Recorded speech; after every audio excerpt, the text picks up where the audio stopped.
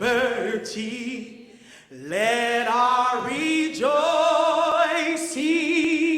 rise high as the listening skies. Let it resound loud as the... I want to now call Sanai Brown down to talk with us for a little bit. She represents Blackout, Epic, and NAACP.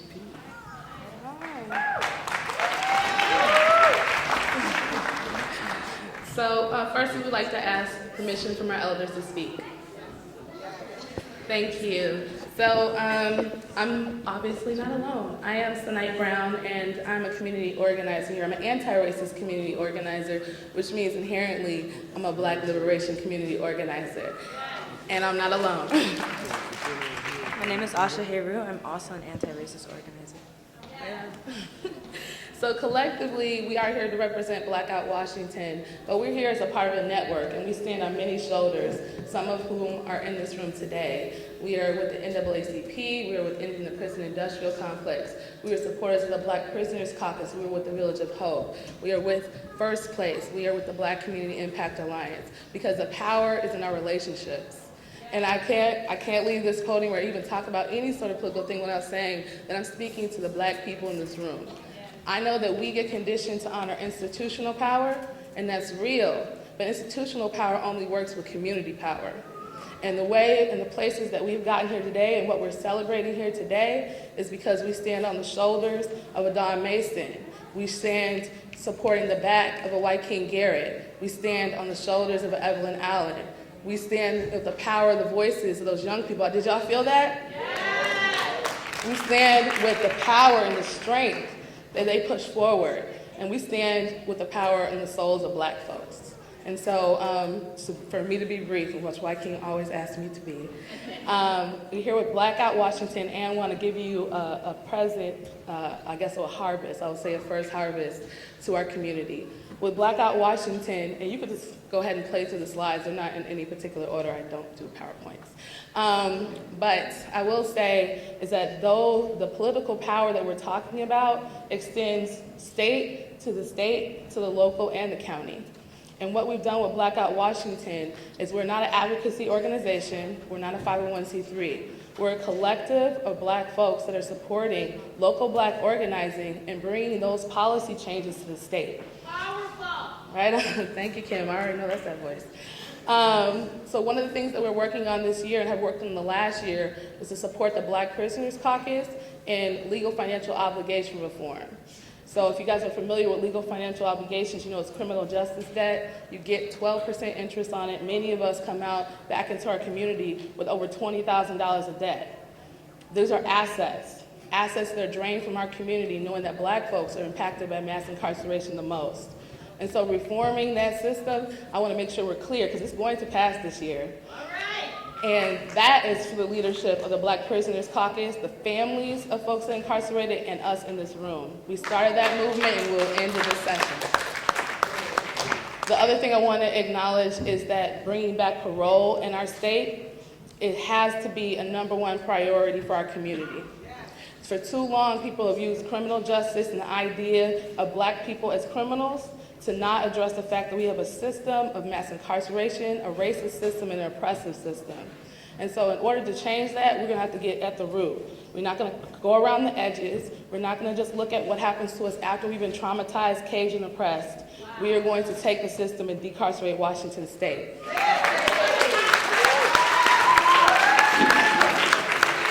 And I want to acknowledge in the room Representative Brady Walkinshaw, who has taken on the challenge, who has been one of the few voices, especially in the political climate down in Olympia, that says that we're not going to stand silent and that we're going to be accountable to the Black community. So I want to say I appreciate that.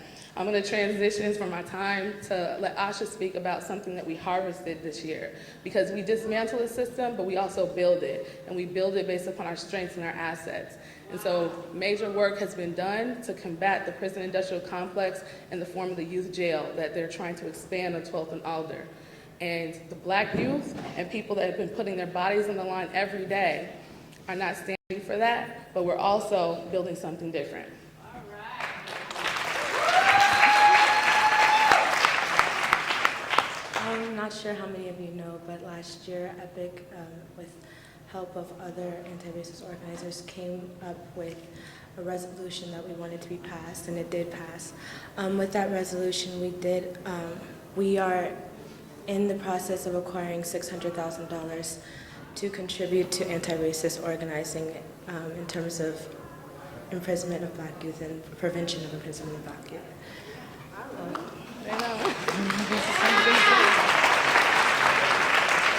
So just to be clear, we passed a resolution for zero use of detention through the council member Michael Bryan's office in this last couple months. Just to be clear, that even with the organizing that has been done, folks didn't take a check and run and cut out and say, thank you, we're done. We are actually developing a Black-led giving circle so we can support community-based, anti-racist, and Black-centered alternatives to juvenile incarceration.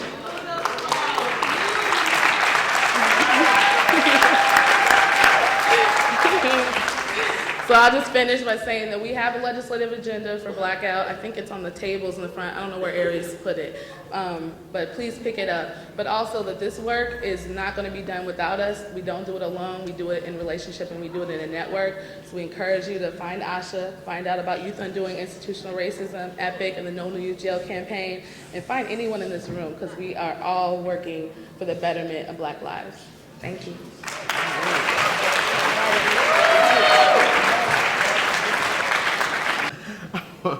Our next speaker is Aramis Hamer from Cultural Innovations, our Black Dot. Way in the back, getting a good view. How is everybody doing today? Let's get some love. Let's get some love. I feed off everybody's energy. Okay, Black Dot, you all. I'm here to represent pretty much a cultural innovation epicenter that's taking place right here in Seattle Central District, right on the 23rd and Union. And we always tell people it's right next to Earl's Cuts. We have just, we're excited to have launched November of 2015, so we're still pretty new, opened up this space, and really it's for all of you all. It's primarily for entrepreneurs who are striving to grow their business, to develop it, and to make it better.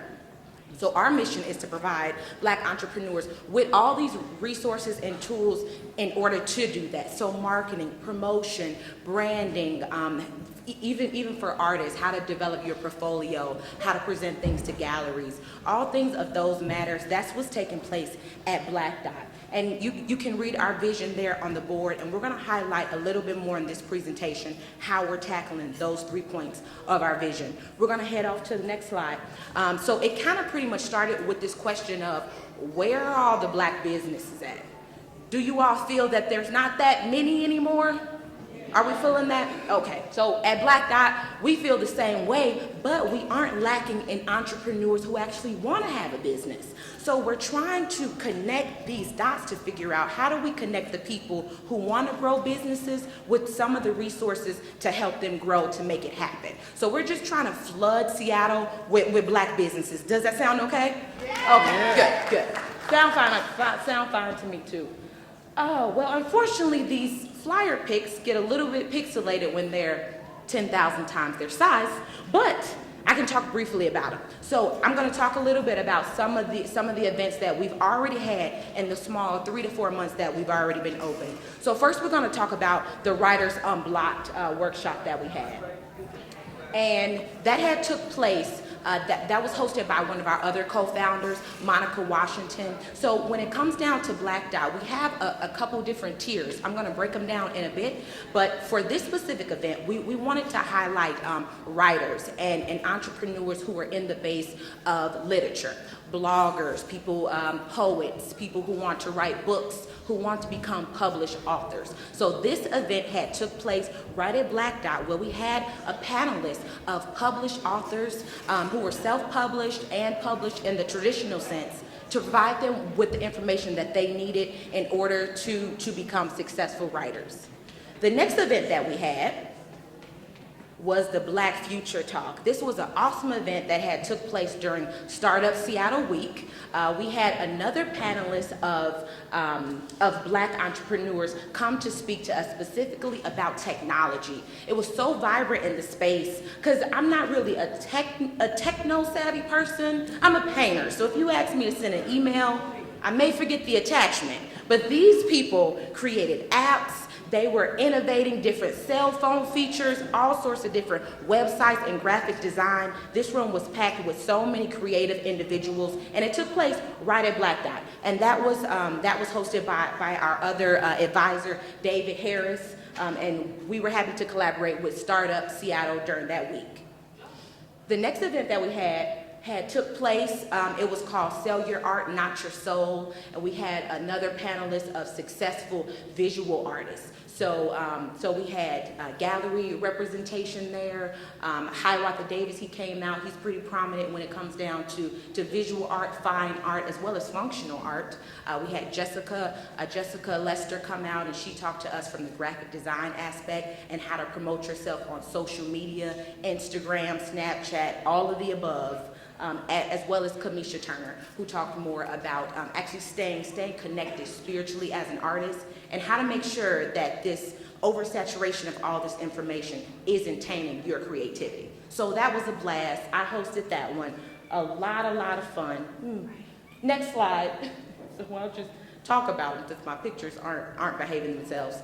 So with some of those sectors that we have at Black Dot, it's the first one is highlighting technology. And in that technology space is our tech lounge. And then the other one is our retail space where fashion designers can come and display some of their creations, whether that's shirts, snapbacks, shoes, books, whatever it is, whatever can fit on our shelves. We are really trying to promote the retail space there at Black Dot.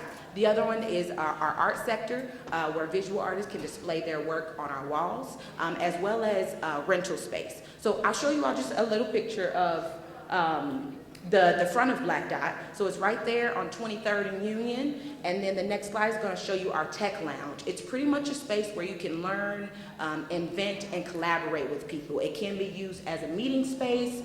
It also can be used as a workshop space. And we also have projectors if you have PowerPoints that you would like to do in that space as well. The next one will show you our wall space where we have one of our artists, Melvin Freeman. He recently just took down his work yesterday, but there's still 2 more artists up, so make sure you come on by and check us out. So this is an example of the gallery space that's available, as well as the tables and our actual shelves where the retail space can be utilized. Our next slide will show you rentals, which is available at an hourly rate and a daily rate. And so the whole space is around 1,200 square feet, which can be rented out. So this is just to give you a perspective of how everything is laid out in the space, where it has the chairs. That's usually where we have our panel discussions, the wall for the gallery exhibit, as well as some of the shelves for retail display. So you can find more about us, more information on our website, which is black.union.com. Our email address is listed there, as well as our address. So guys, make sure you come to visit us. If you have more questions about Black Dot, you can find me later on after the presentation, or make sure you sign up at the front desk on the Africatown sign-in sheet. And when you list your interests, make sure you put Black Dot in there. Okay, thank you all so much. Thank you. That's amazing. That's amazing. Our next speaker is Steve Sneed with the Historic Central Area Arts and Cultural District. Welcome. Good morning. I'm going to ask other members who are here of the Cultural Arts District to come down. Stand with me. Thank you. My name is Steve Sneed, and I'm the co-chair of the Historic Central Area Arts and Cultural District. Vivian Phillips is the other co-chair. So I'm going to take some time to give you an idea of what this arts district is. We are essentially at the end of phase 1 in developing this district. The district is a designation of the central area as an arts and cultural district. And geographically, that will be a portion of the central area. It's a program that comes out of the Office of Arts and Culture, and it is the second cultural arts district in the city of Seattle. The first was on Capitol Hill, or is on Capitol Hill. The legislation was signed by the mayor, thank you, in December of 2015. This area, or this idea, I should say, of creating a geographical area that is a focal point for the city to see Black art and culture and history is something that started a while ago. It was just an idea and a dream in the hearts and minds of many individuals, many of them who are actually in this room today. And we didn't call it a district, but it was the notion that we would bind together the Black arts organizations. They would work together to strengthen each other, to develop systems of communication that would help to promote the arts and culture throughout the region, to draw people into the CD. And to also, hopefully, sort of stifle some of the gentrification, this gentrification that is happening in our community. I grew up in this community, and so it is my community, and I've seen it change. And I'd like to see that different. So the focus, we've established what we call the 3 foundational pillars for the Arts District. And this is what they are. The African American legacy preservation, that's preserving our African American heritage in this area. Sustaining and strengthening the physical identity and sense of place for cultural relevancy inherent in the stated aesthetic. The stated aesthetic is that we will focus on African and African American culture and art. I want to make that clear. The establishment of a formalized forum for continued support of artistic creation, economic vibrancy, livability, affordability, desirability, and artistic vitality. These are our pillars that we will establish this district on. With this as our foundational guide, these principles, we give honor to the past, we give life to the present, and set the stage for the future for a community that is the historical heart of the African American community, as well as a place of residence for Africans from throughout the diaspora. Now, I want to give you some idea of what is that, right? We say a cultural arts district. Well, what is it? I've given you some idea of the foundation, but I want to now ask you, if you will, bear with me. I want you to close your eyes for a minute. I want you to just allow yourself to just imagine. And I will paint you a picture. Imagine there is a piece of art on 23rd and Union that is so incredible, so well known, so dramatic, so exciting, so interesting, that whenever somebody comes to Seattle, they got to take a selfie with that piece of art. Imagine that on Saturday night, on Jackson Street, I got to make a choice about which club or restaurant I'm going to go to and have some good food, hear some good music, maybe a spirit, right? I can dance in a couple places. I'll see people I know. It's practically a festival every weekend. And the musicians are there, the community is there, people are everywhere. So just imagine that there's a path, a walking path, that starts at Washington Hall, it comes up to Langston Hughes, it goes to Pratt Fine Arts Center, it goes to the African American Museum, and along the path, there are markers of history and of our Black artists and our historians and our people from the Black community that we want to take time to remember and learn about, that we want our young people to learn about. Imagine there's a housing complex, maybe a couple actually, that have studios, and there are Black artists who live in those studios and work in those studios and make their art. They get together and have jam sessions. Now that's what we called it in my day. You have a jam session, right? You get together and you create. You develop more material and more art. And that's a happening, that's a place to go and gather and live in this community.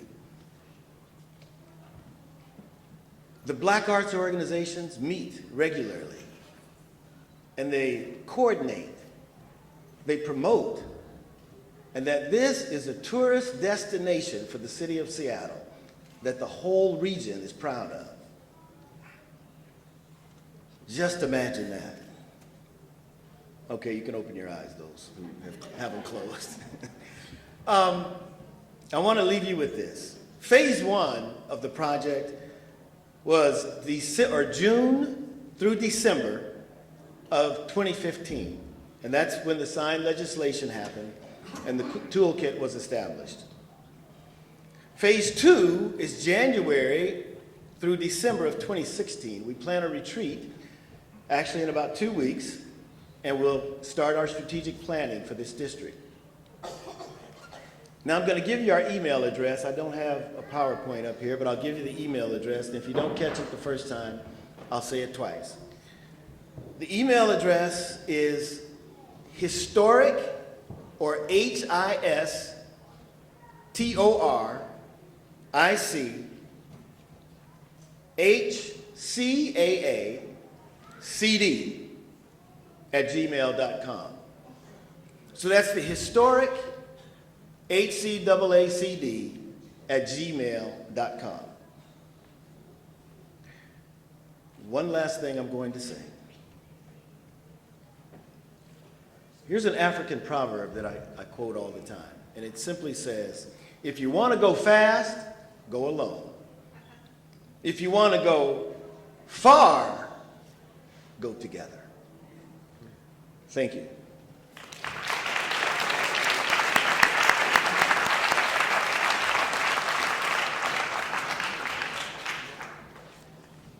It's going to be a great year, a great year.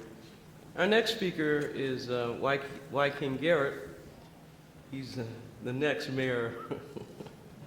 I always think of him as one of the future mayors of Seattle. It's coming, King. He's going to talk to us about the state of Africa. Peace, good morning. How's everyone? Good morning. So before I get started with this honor, I'd like to debut a video project for you that takes that Imagine Africatown concept a little further, because Africatown is not something that we are building. Africatown is something that we are growing. So just to give you an example of what that means, we are going to have a video. Experience the beauty, brilliance, and resilience of the African diaspora community and legacy in Seattle. The Central District became the center of African American life within Seattle in 1890, when William Gross built his home on 12 acres of land he purchased from Henry Yesler. Discriminatory policies such as housing covenants forced blacks who had migrated to Seattle from the South to buy and live in the Central District. Undeterred by these occurrences, they built a community alongside the Italian, Jewish, Japanese, and Filipino residents, and contributed to much of the cultural and social development we see in the city today. That very community has become the soul of Seattle, cultivating greatness with the likes of the Jackson Street Jazz legacy, Quincy Jones, Ray Charles, Ernestine Anderson, and Jimi Hendrix, while fostering the changes occurring with the civil rights movement and the budding hip-hop culture. The 1980s and 90s brought a large migration of Ethiopian, Eritrean, and Somali residents, adding new layers of flavor and cultural richness to the Central District. Many blacks also expanded their home base to South Seattle and South King County. Today, the Central District remains the heart and home to a myriad of businesses of the African diaspora, including cuisine from the South, the Caribbean, Chad, Ethiopia, Morocco, Mali, and more. These things, coupled with the rich history of the residing black community, have made Africatown Central District a unique place with very distinctive narratives. Africatown Black Seattle Tour takes you on a journey through one of the nation's hidden jewels of African and African American life. Unearth all that it has to offer today.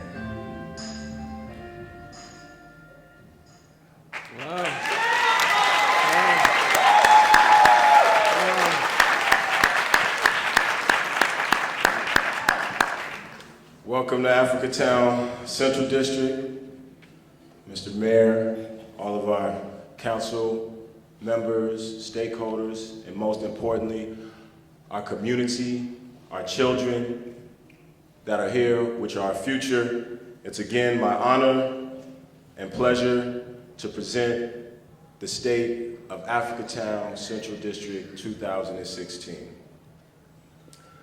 So one thing, as you have seen the presentations already that have been more in depth, and I'll touch on some of those projects, one thing that you can notice is that this is not just a talk shop here at the State of Africatown where we just complain about problems and come back the next year and complain about problems, but this is a place where we are solutionaries.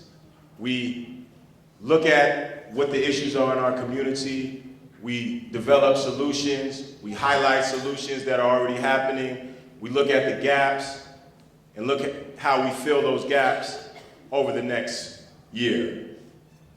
So last year, here, we told you that we would be working hard to establish the Africatown Cultural Innovation District.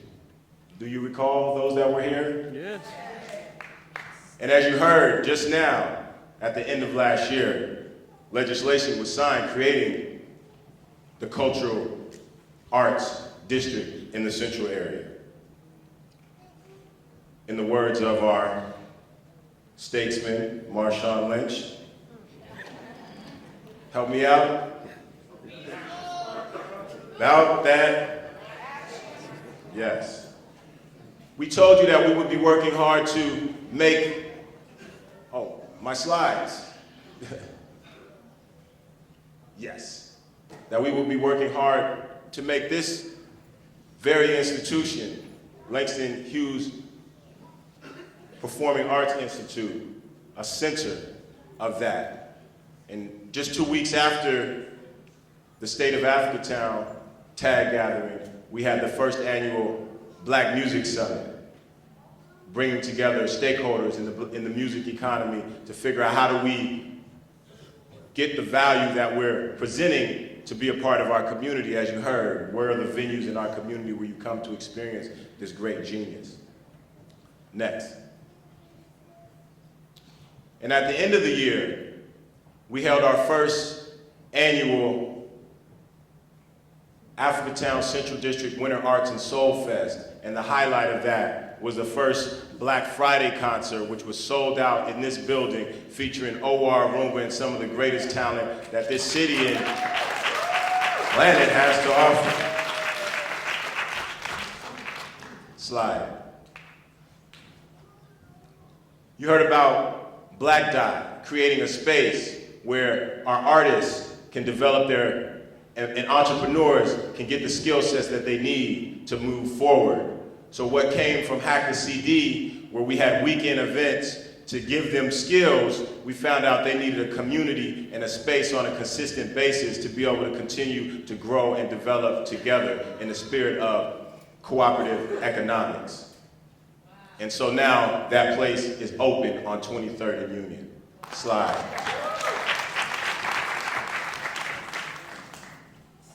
We told you that we were working on making Fire Station 6 a permanent hub of innovation in the Central District. And this year, funds were allocated from the Office of Economic Development to move forward with the feasibility study to make that a reality.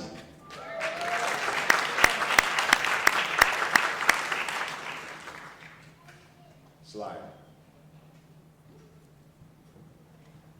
We told you that we would be working on making sure that the legacy of Liberty Bank would be honored, not just in symbol with plaques and stories and markers, but but by being a living embodiment of honoring the legacy that those individuals who came together to create greater opportunities and access to capital in the Black community, that would go forward. And you should hear more later about where that project stands. We're moving forward and making progress and making that a reality where Black businesses and Black families will still be in the community on that site, living that legacy.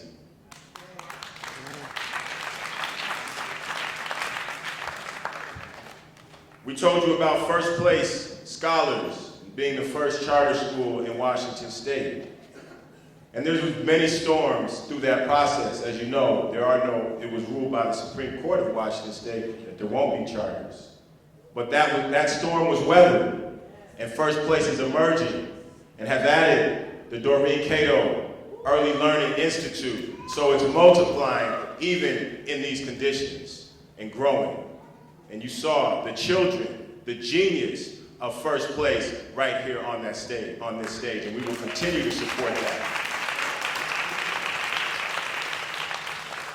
We told you about the hard work that young people, Youth Undoing Institutionalized Racism, Ending the Prison Industrial Complex, No New Youth Jail, we're doing to put positive solutions to prevent our young people from going into those systems. And you heard the outcomes that they're having, and they'll continue to move forward, and you'll see more progress in this year. But you heard they have funds that they got allocated to support that work, positive, alternative, real solutions, because incarceration has proven to be a failed solution.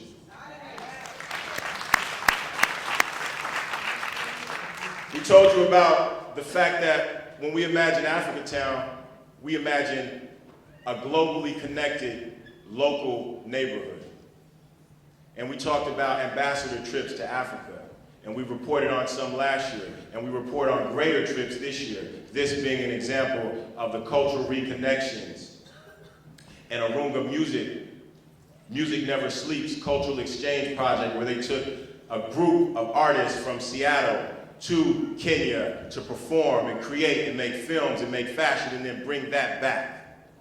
And that is also happening with the One Vibe project, who took artists from the Central District and took them to Kenya and performed in the Made in Kisumu concert. And so you see cultural exchange, and we'll continue to support that. We want it to be natural that people are coming in and out of this community, and they're bringing something and they're taking something, and it's a constant flow. Slide.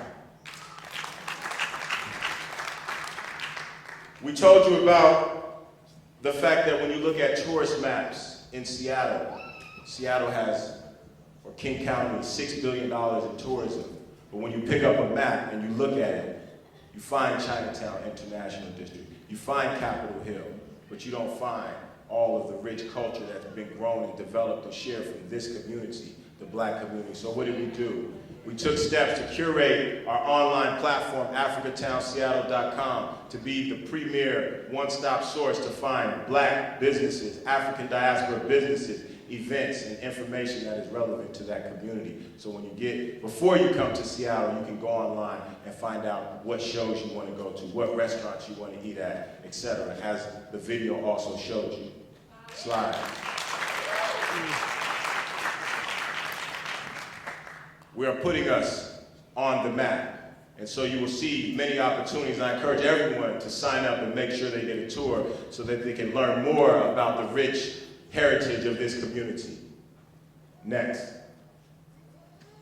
So when we talk about the accomplishments, there's always challenges, and there's always those things going forward. And so when we look into 2016, what are we working on? What are we looking forward to?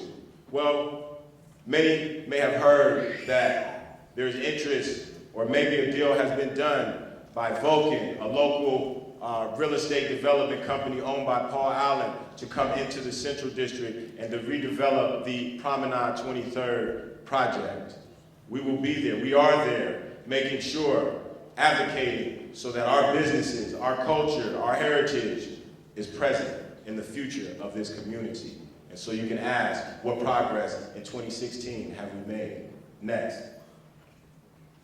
We talked about the work of Africatown Center for Education and Innovation, not only providing direct services to community, but convening parents, educators, administrators, youth workers to come together and develop what are the best practices specifically that work for our students and our families.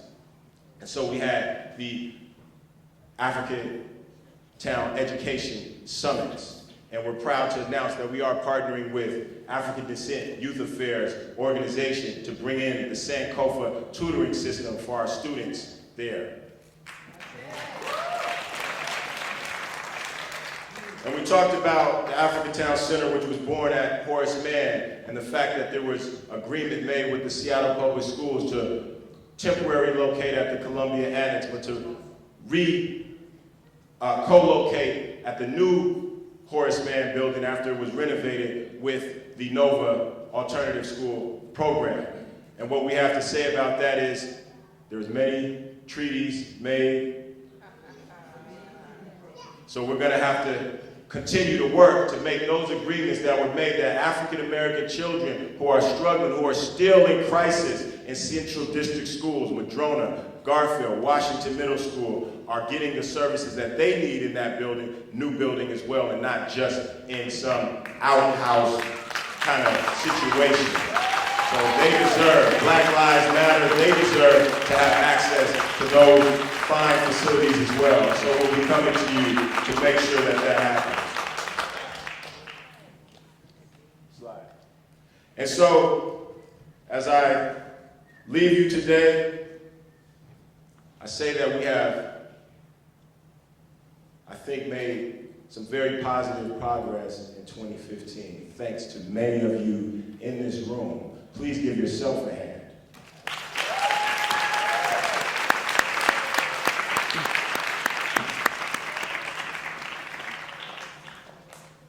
And from my perspective, a lot of those are seeds. They're seeds, and they're maybe sprouting. And this is a year where we have an opportunity to have a great harvest as a community. All of the different positive initiatives in the community, some that were not covered in this presentation, who are not from this floor, will continue to work together. There's a saying, the harvest is plenty, but the laborers are few.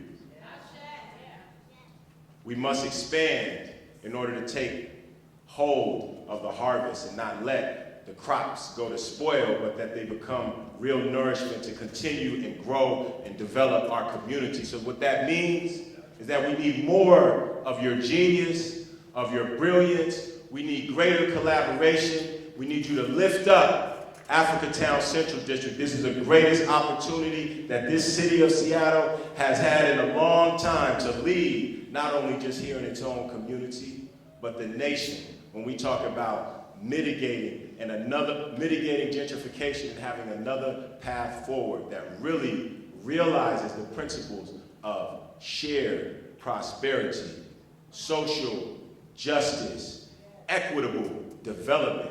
Equitable development means that we have shared ownership, that we are also developing these projects and we're owning, not just being clients being served by communities or entities that are outside of the community and not rooted in the community. We need to build our capacity, and everyone can help in that.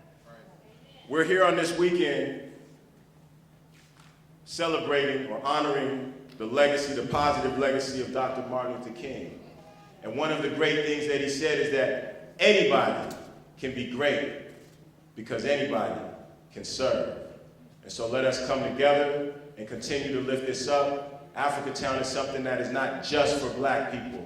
Hip hop is not just for black people. Jazz is not just for black people. Mathematics, science, and astronomy is not just for black people. When we're our best, it benefits everyone. It inspires everyone.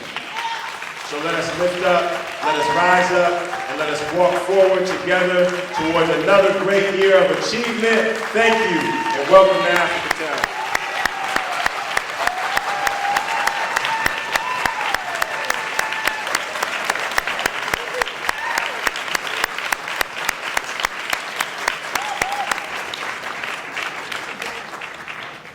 Thank you so, thank you so much.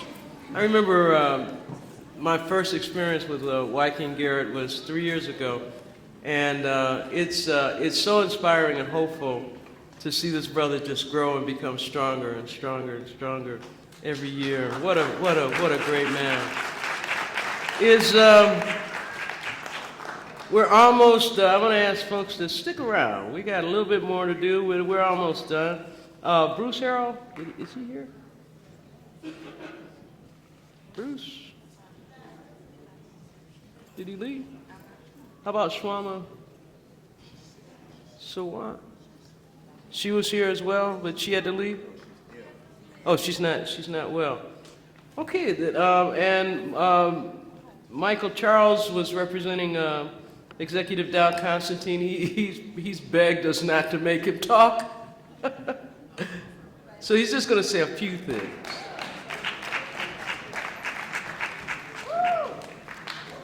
Was not expecting to speak today, but first of all, I want to say thank you to everybody for showing up here today. Community is about showing up. I think that's really important. Also, thank you, Don Mason, for inviting us, and we really appreciate this opportunity. I also want to say that this event really means a lot, not only to this community, but to the Martin Luther King County. And we just, last week, actually had the pleasure of meeting here at the executive's office. We had the opportunity to meet with King at Black Dog Cafe. The reason we did that is because at the executive's office, we understand that it's very important to listen to the community. We can't just give money and think that that's the end of the road. We need to continue to show up and listen and hear, because we really believe in the executive's office that our government is of the people, by the people. And it's important for us to continue to listen. So thank you for having us here today, and this was a fantastic event. Thanks. We're gonna close our event with remarks from the mayor. It is I am always amazed that Mayor Murray just comes and he hangs out and he just is. I'm really proud to see you here and welcome you to say a few things to close us out. Thank you again. This is your third year.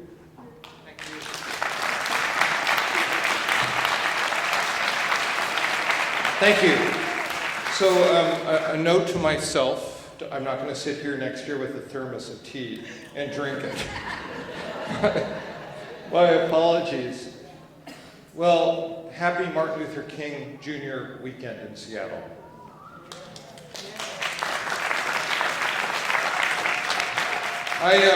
I'm not going to give a long speech, but I just want to emphasize a few points as I sat here and listened to folks. Again, Don Mason and everyone who put this together, thank you for doing this. Thank you for doing it on a Saturday. Where is Don? Oh, there you are. I can't see the lights in the way. Don and I, as you know, served in the legislature 20 years ago this year. I went down, you were already there. We served in the House together. As Don and I know something that a lot of Seattle people don't know. Seattleites spend a lot of time sometimes trying to figure out which liberal is a conservative. Don and I actually worked with conservatives, and it wasn't pretty, right, Don? And Don was a voice that spoke up again and again.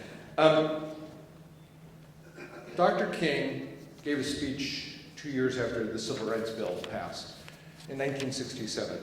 And he gave the speech in anticipation of another march he was going to do in 1968 on DC around the issues of poverty and economic injustice.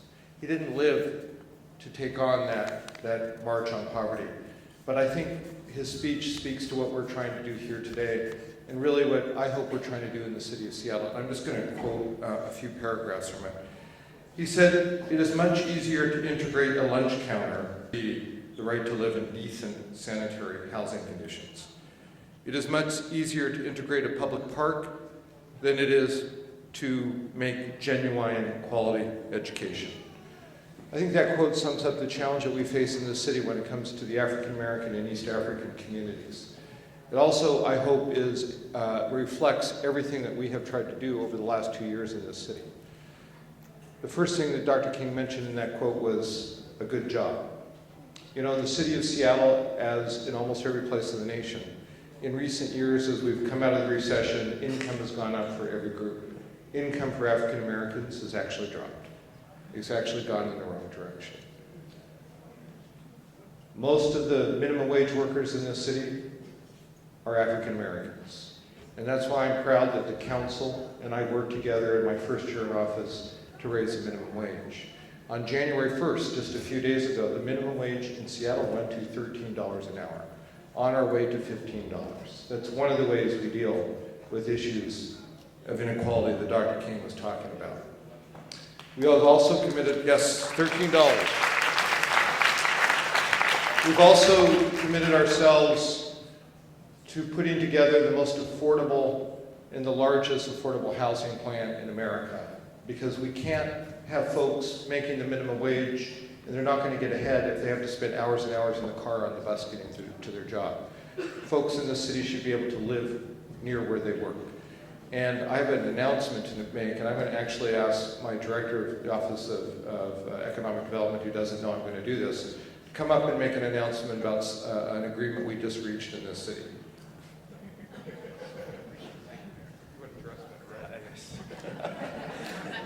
Thank you, Mayor. My name is Brian Surratt, and I'm the Mayor's Director of Economic Development for the City of Seattle. And White King alluded to this announcement in his remarks. It's something that we all should be very proud of. And we're talking about Liberty Bank. And as White King noted, that bank is so rooted in our community and what it means for generations of entrepreneurs. And we're proud to announce that in a partnership with a community that includes Capitol Hill Housing, Centerstone, Black Community, Impact Alliance, and Africatown, that project will move forward with the following principles in mind. One, that the commercial space will be targeted and focus on recruiting Black-owned businesses that will bring affordable housing to a community that needs more affordable housing. We'll make sure that when that building is built, that the workers and the firms will reflect that community. And there will be a process to ensure that the long-term ownership of that project reflects the Black community in Seattle. So I want to thank White King. I want to thank Chris Persons from Capitol Hill Housing and Centerstone and Africatown. Evelyn, thank you so much for your work. Also want to acknowledge my colleague, Steve Walker, Director of Office of Housing. We spent all week working with everyone to get to this point, and it's something we should all be very proud of. And I also want to, the mayor is the mayor, but he also told us this was a priority project for us, and he wanted to be us in that room working with folks to make sure that this project met all of our needs. So thank you all, and we're looking forward to a wonderful project. This is the first entree into a deeper, better path for all of us in that community. So thank you.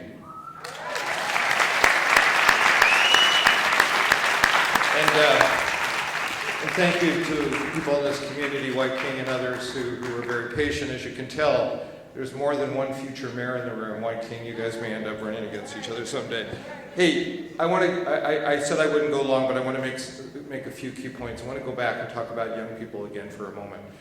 When I came into office, the city had 600 jobs, summer youth employment jobs. My first year, we took that to 1,000. This last summer, we took it to 2,000.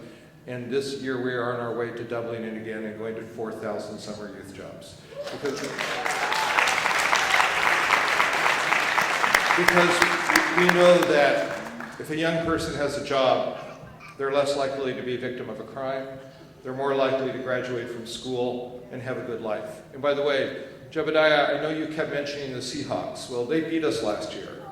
But you know what, Boston, which is a smaller city than Seattle, has 10,000 summer jobs. So why don't we, in then future years, go from 4,000 to more than 10,000 summer jobs and be Boston there? Yes? On Tuesday night, the president invited Chief Kathleen O'Toole to sit with the First Lady in the gallery during the State of the Union speech. And he did that for a reason, as he told her afterwards when they met. He did it because he recognizes, while we have a lot of work to do in Seattle, police reform is finally moving forward in Seattle.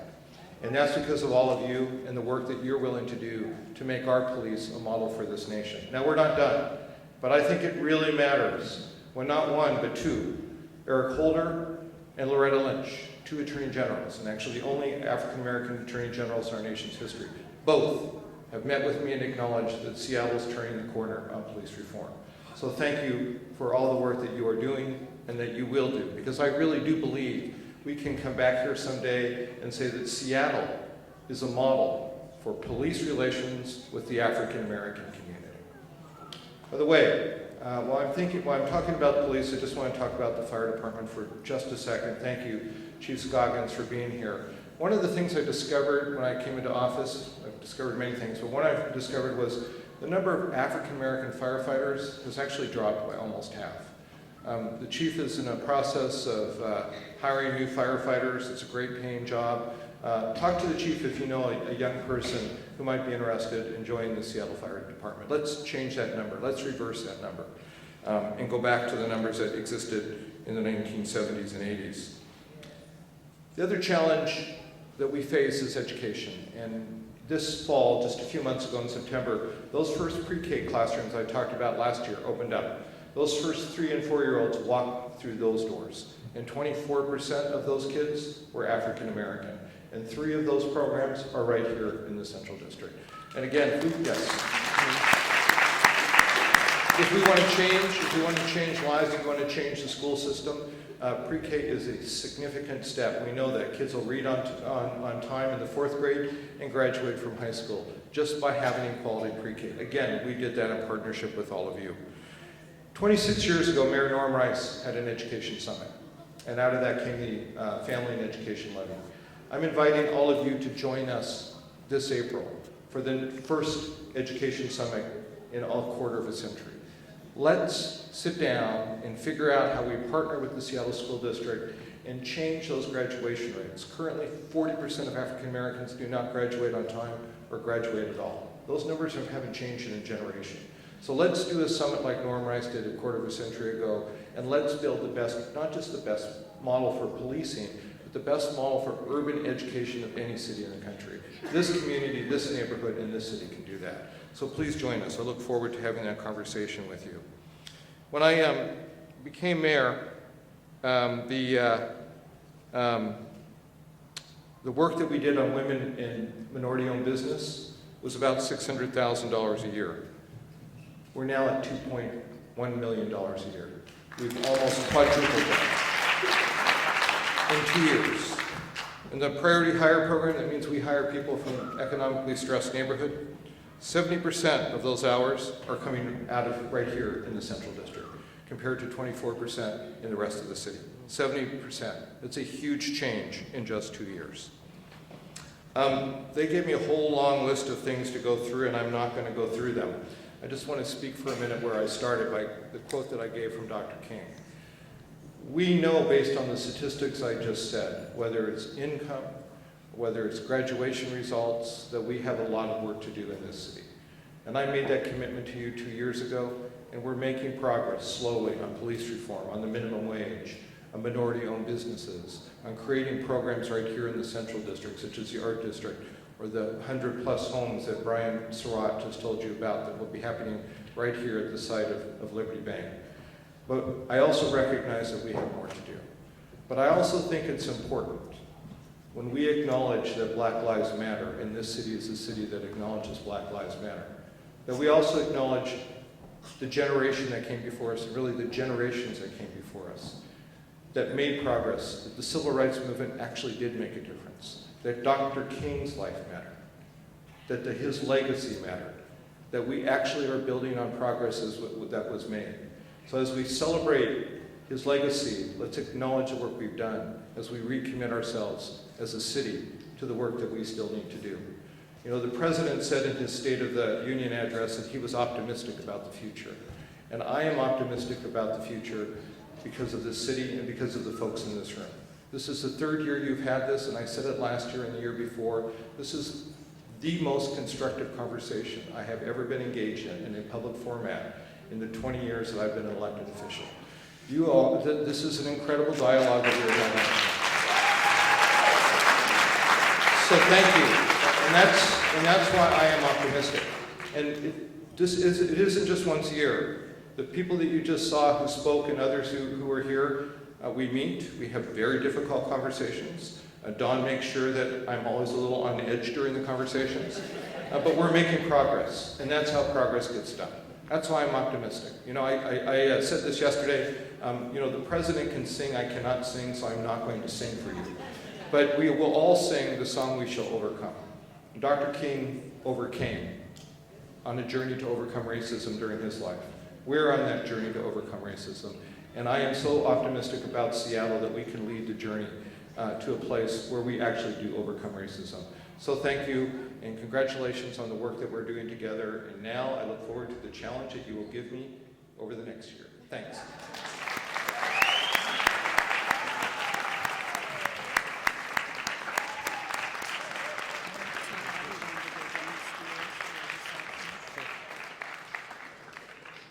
Well, this has been a wonderful, wonderful morning. I love it when a white man says racism like 7 or 8 times. You know what I mean? I just sit here going, oh, yeah, oh, my goodness.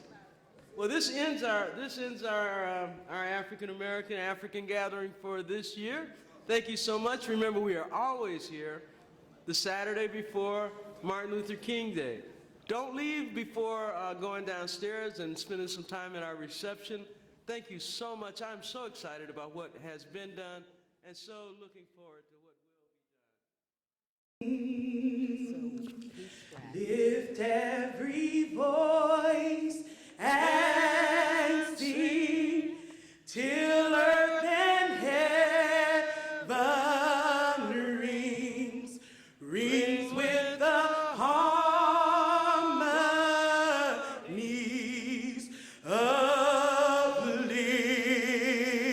liberty. Let our rejoicing rise high as the listening skies. Let it resound loud as the rolling seas. Sing a song full of the faith that the dark past has taught us. Sing a song full of the faith that the dark past has taught us. Sing